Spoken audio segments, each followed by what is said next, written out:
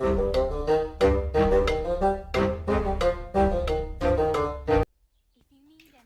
and welcome to the Critical Curious. I'm Monk, and today, yes, we are doing a beginner's guide video for Kingdom Come Deliverance 2. Now, there's a few things we really need to go over from the very beginning to help you kind of really get an idea of what this game is actually about, and that way, hopefully, you play it however you want to. I must say, this is a RPG. They are totally designed for you to play however you want. However, I think it's important to understand that this isn't your typical action RPG. This game is difficult. There are so many mechanics in it, which if you play the first game, you will definitely understand what I mean. But if you didn't play the first game, don't be put off. You can totally enter in number 2. It's just what you have to understand is this game is designed to be hard. Now we are just behind the stocks where we just start off. This is when the world actually opens up. We're, I don't know, maybe 2.5 hours into this game. The prologue is complete and the initial first map has completely opened up to us. It's also important to remember there are actually 2 maps, so this first world is not the only map in the game. Now we play as Henry. We are just an ordinary guy. You know, that's essentially it. We have a little bit more experience behind us now because we played the first game. Our Henry is slightly older. He's slightly more familiar with the world. He's no longer just, you know, a simple blacksmith's son. Now we've got a little bit of experience behind us. Now, when you very first start, you start in this little town. I would strongly recommend you go about and mark out this town because there's so many useful things in this town that it can really help set you up for the entire game. Not only that, but if you get familiar with this town, it also means that you're able to have resources accessible to you when you need them. Now, when it comes to combat, now I know this is a medieval game and people want to go ahead and go get a big sword and, you know, be generally a git.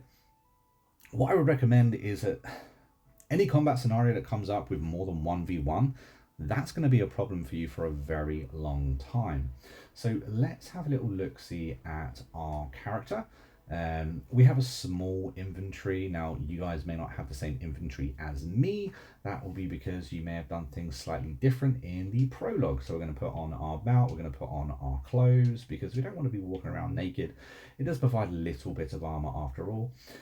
Would strongly recommend trying to get a better belt or a belt in general if you don't have one just yet, and a pouch as well. That way you can equip weapons, have them ready for you, and also have potions available. We're going to pop on our sword as well. Again, you guys may not have one because you may have done something slightly different. Now we're going to go over to our player. Now we are level 6 currently.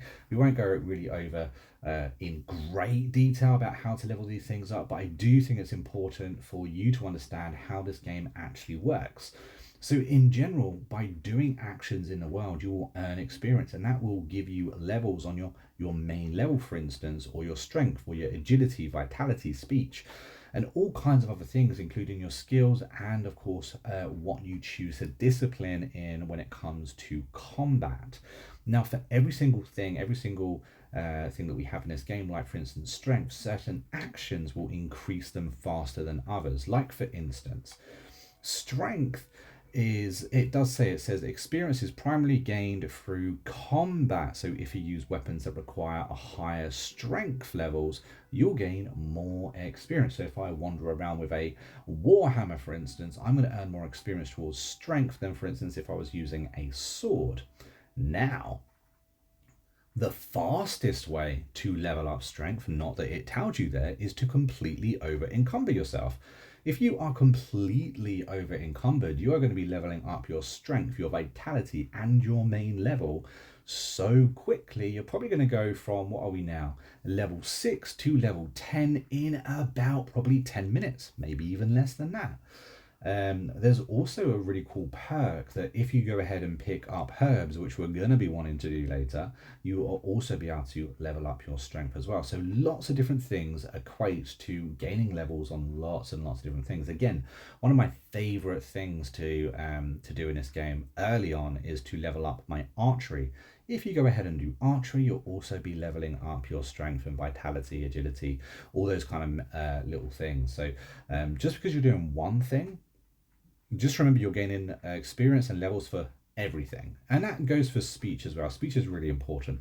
But every single time you talk to somebody, you are earning experience in speech. And that includes, for instance, if you're trying to organize a archery tournament, if you're trying to ask them if you can, use the archery range, you are again leveling up your speech. So have a think about what it is you want to level up, because there's some really cool perks that you can kind of eyeball in advance and try to aim for those perks. Some of them can make your game very, very easier.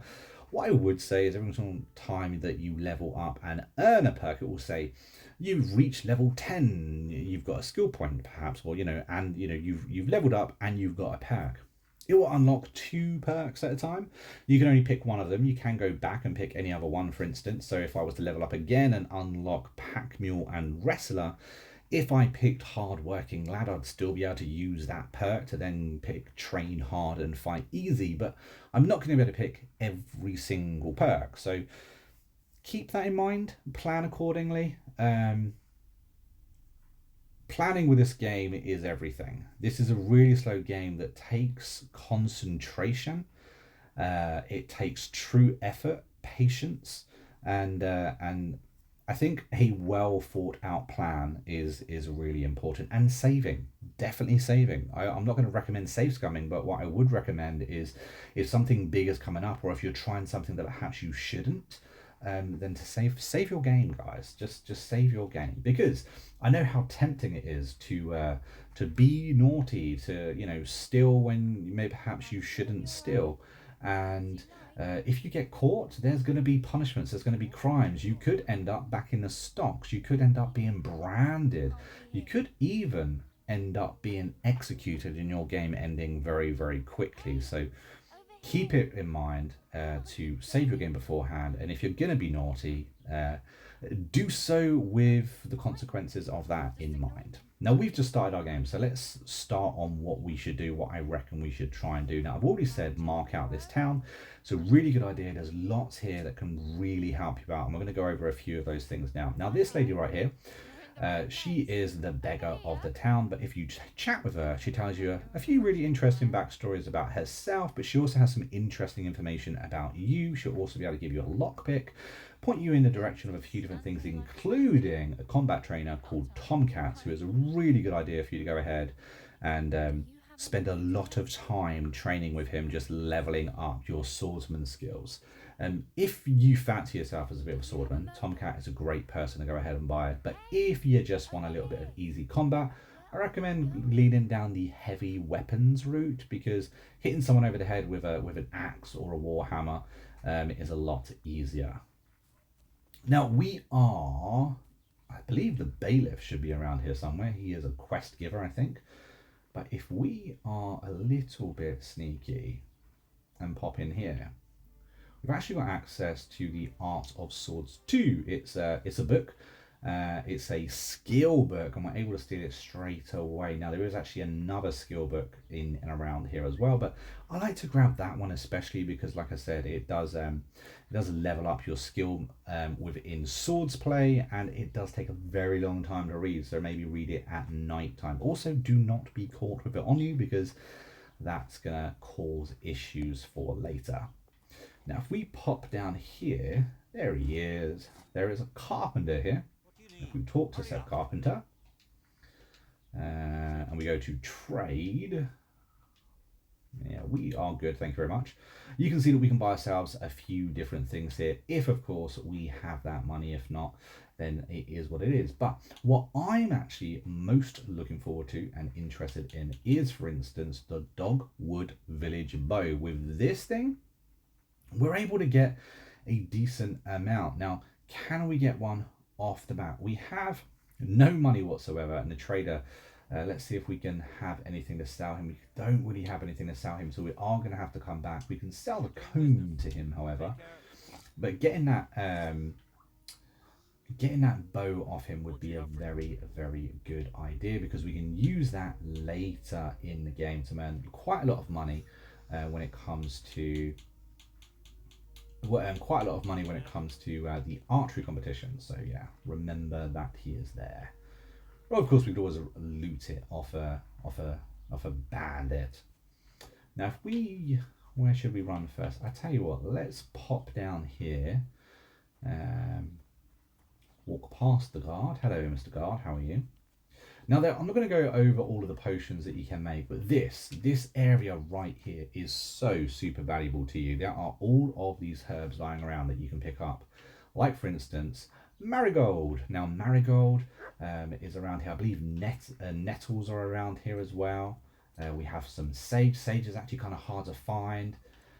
Yeah, loads of really, really important herbs we can all use to make lots of different potions and lotions.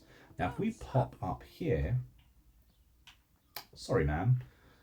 If we pop up here, we actually have the shop in here too. You'll be able to buy a few different things off him, which can be really useful. Like, for instance, charcoal. Charcoal is used in a really important potion.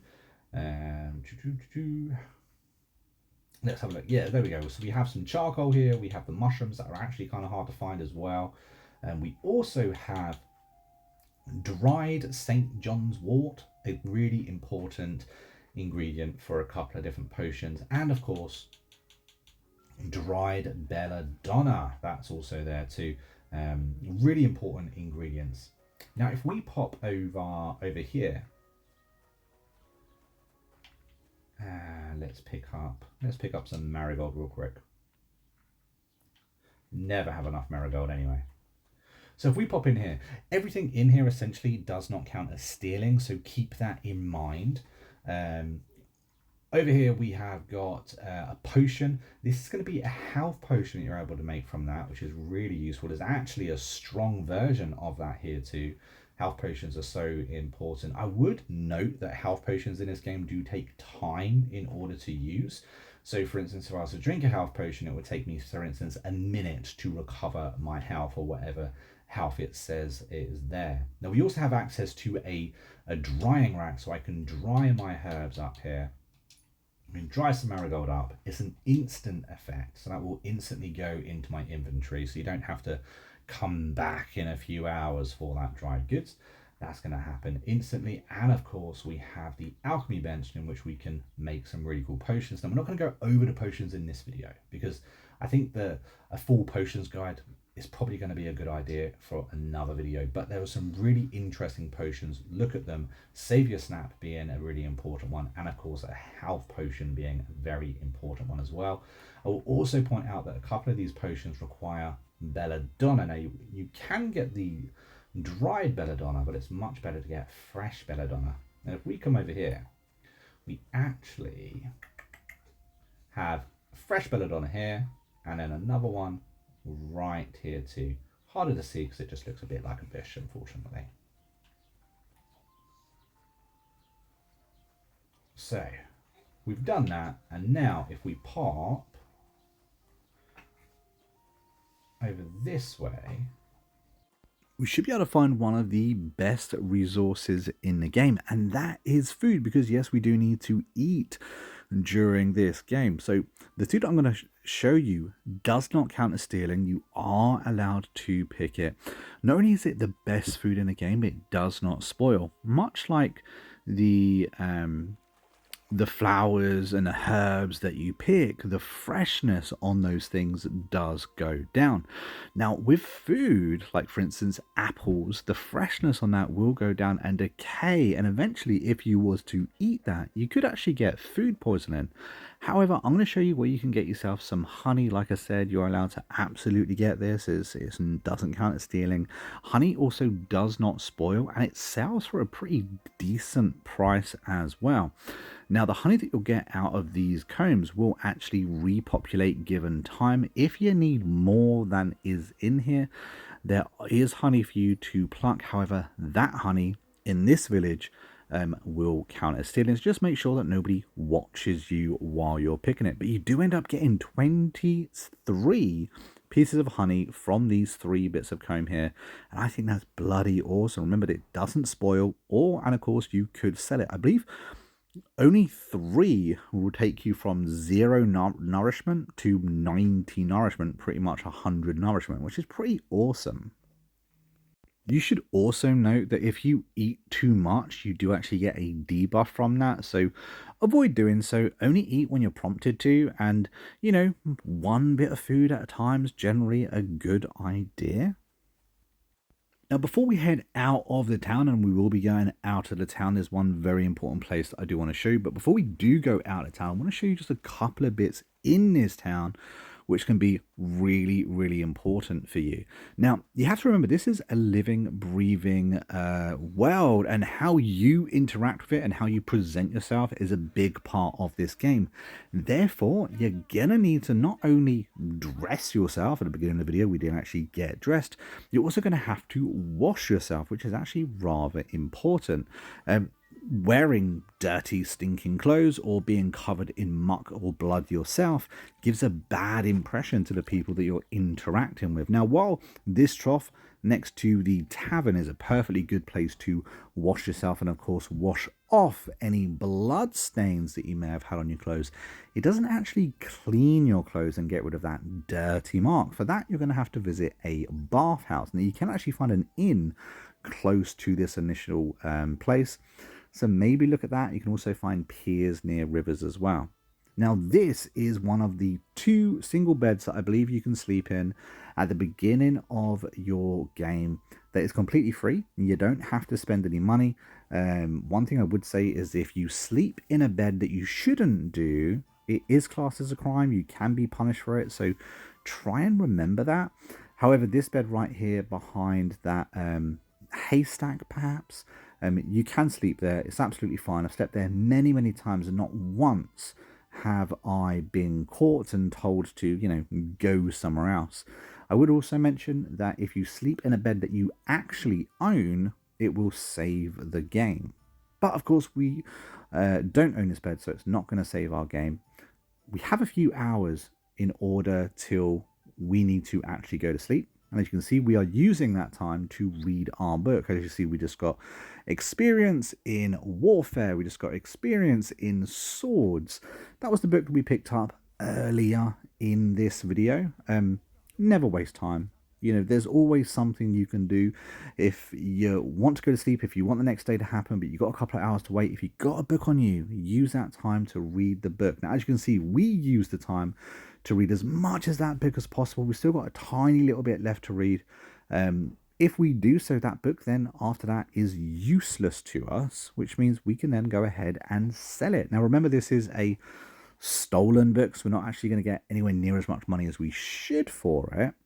However, it is going to be extra credits in our pocket, and we need as much money as possible.